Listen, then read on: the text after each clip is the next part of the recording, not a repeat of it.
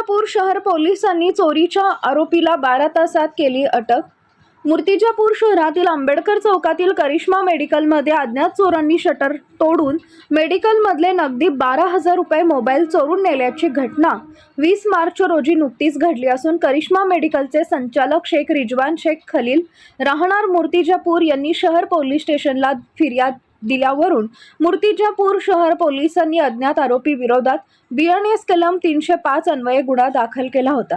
ठाणेदार अजित जाधव यांनी एक पथक गठीत करून आरोपी शोधण्याकरता पोलीस उपनिरीक्षक आशिष शिंदे यांना गुप्त माहितीच्या आधारे तपास पथक नागपूर इथं जाऊन सतीश गौरीशंकर कोलते वयवर्ष 19 वाटोळे नागपूर याला ताब्यात घेऊन पोलिसी खाक्या दाखवताच आरोपीनं गुन्ह्याची कबुली दिली।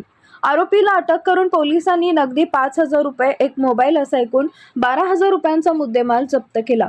सदर कारवाई जिल्हा पोलीस अधीक्षक बच्चन सिंह, अपर पोलीस अधीक्षक अभय डोंगरे, उपविभागीय पोलीस अधिकारी मनोहर दाभाडे यांच्या मार्गदर्शनाखाली ठाणेदार अजित जाधव, उपनिरीक्षक आशिष शिंदे, सुरेश पांडे, मंगेश विलेकर, सचिन दुबे, गजानन खेडकर, नामदेव खाडे यांनी केलं आहे।